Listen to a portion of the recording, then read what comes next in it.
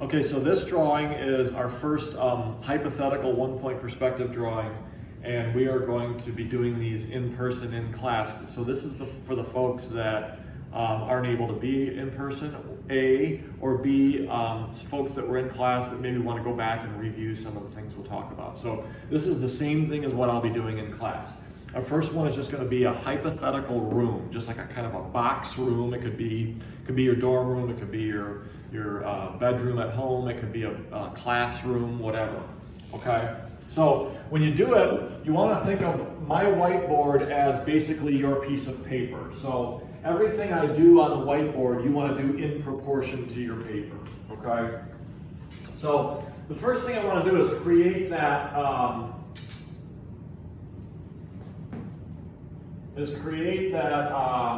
The back wall of that particular room.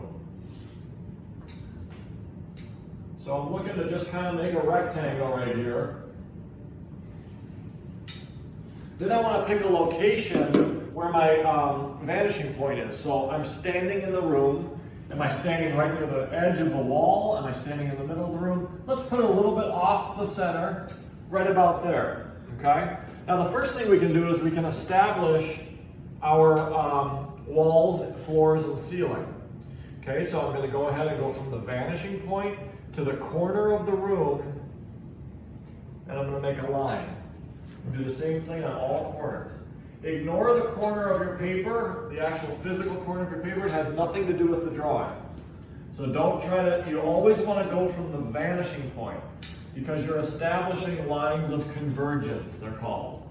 So all of these lines converge on the vanishing point.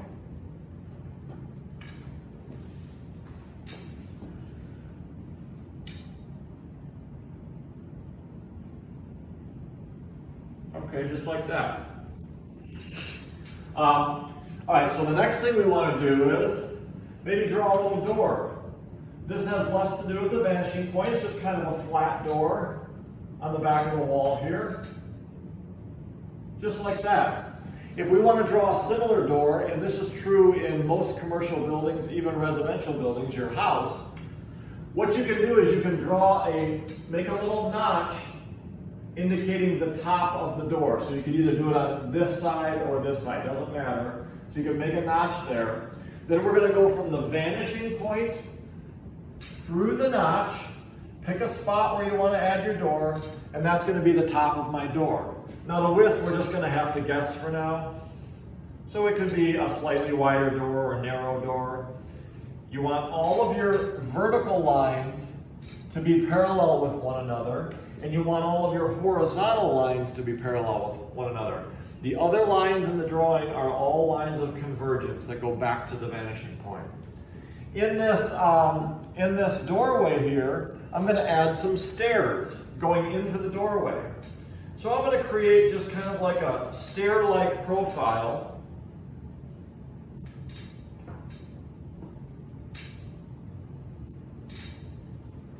Just like this.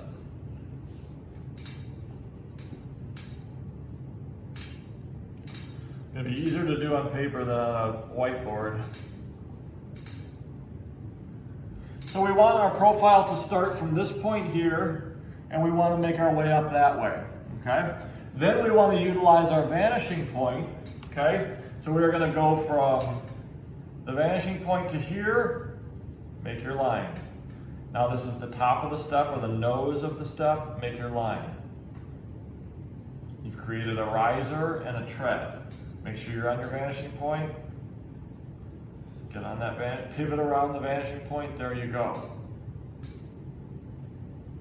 Okay, just like so. So now you have the illusion that you've got stairs going up into the hallway there. Okay. Now I'll go ahead and make just like a picture window, anywhere you want, any real size.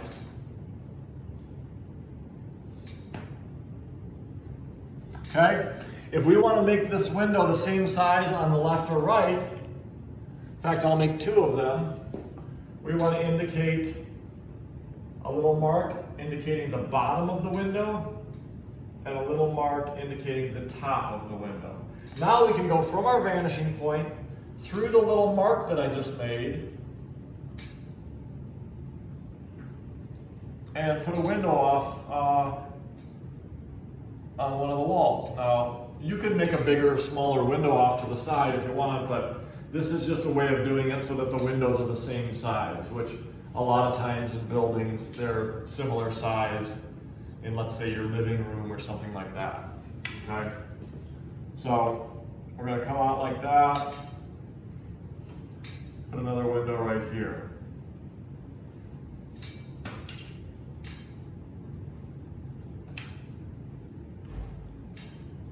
Just like so. So now we're starting to establish that space here nicely, okay?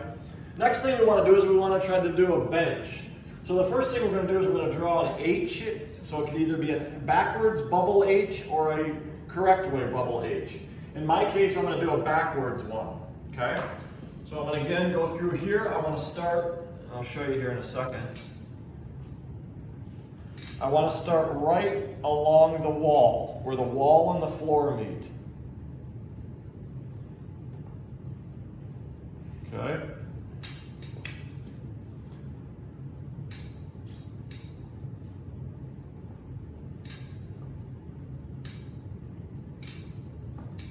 And this is that bubble H bench.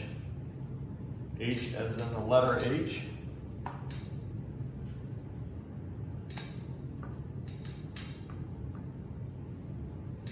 Okay. So there's our H right there.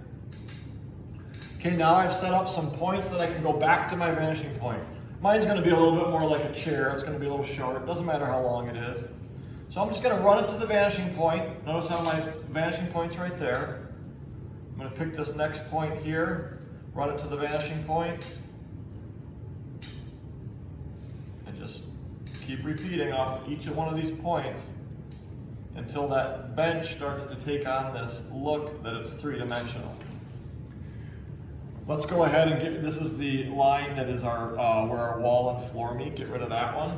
Okay, then I'm just going to mimic that profile again. So I'm going to go across here,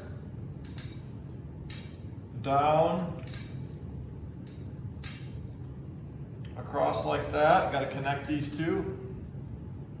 Cheat a little bit there. Come down like that, connect these two there. Okay, get rid of this junk over here. Okay, now you can see that bench is sitting there up next against the wall. Okay, I would add this one. What we can actually do is we can add some legs to the bench. So I'm going to go from the vanishing point up like that. Okay, there's the back leg right there. Then I'm going to go up like this, up like that, go back to my vanishing point. And a lot of times you can sort of modify your drawings, and then let's just come across this way, and then up like that, okay? And then that completes, and now we've got a bench sitting against the wall there, okay? Another thing that's pretty easy that you might want to do is, let's say you have a hallway that is kind of going down the other way. So let's go ahead and put a straight line like that, horizontal line here, get rid of this, get rid of that, and now I've sort of turned the corner there and I'm coming down the hallway, okay? Another thing you could do too is we can break this plane and go into the back room. Natalie, how are we doing for time here? 9:05. Okay, let's kind of wrap this up, but we can go ahead and run a line up like this. Now these here, okay, are going like that. Our vanishing point is to the left, so we do not see that jam on the doorway there, okay? Incidentally, if you do want to add some thickness to the walls here, we're basically just going like this, straight across, horizontal, straight across, okay, not on a diagonal like the one I just did, straight down here, okay, vanishing point, create your windowsill, and then your upper sill. Okay, you can do that for all of your windows there. If you want to perforate this room and show more rooms back here, you could come over here like so.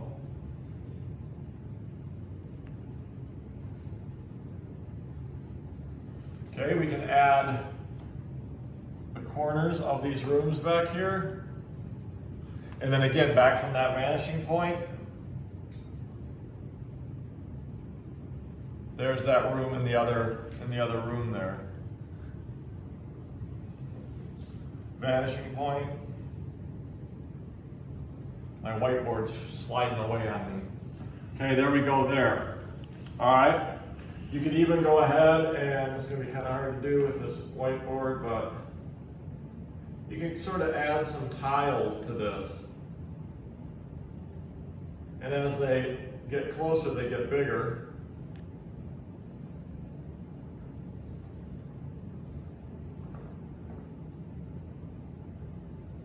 Kind of like so. It's getting a little crooked on me, but that's all right. Oops.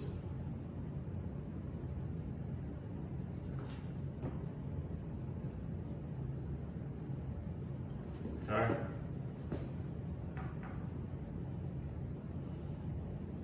And then maybe like this. Speed this up a little bit. Oops. Oh, it's getting a little crooked. It's all right.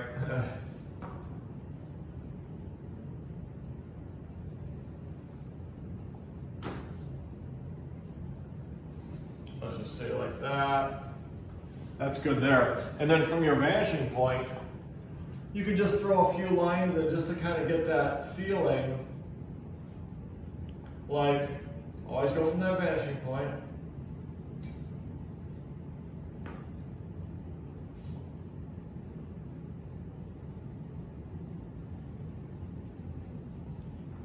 You know, like you've kind of broken it up. Kind of like a terrazzo floor.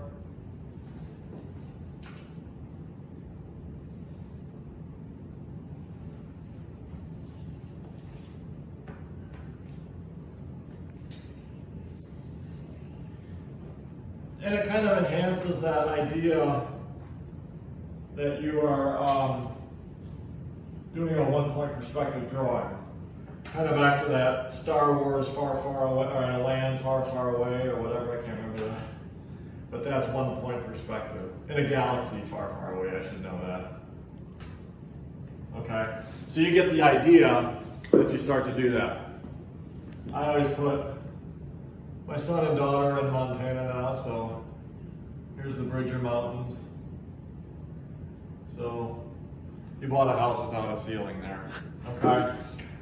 Anyway, that's going to be our one-point perspective. We will do that in person too, starting Monday and Wednesday for the two groups.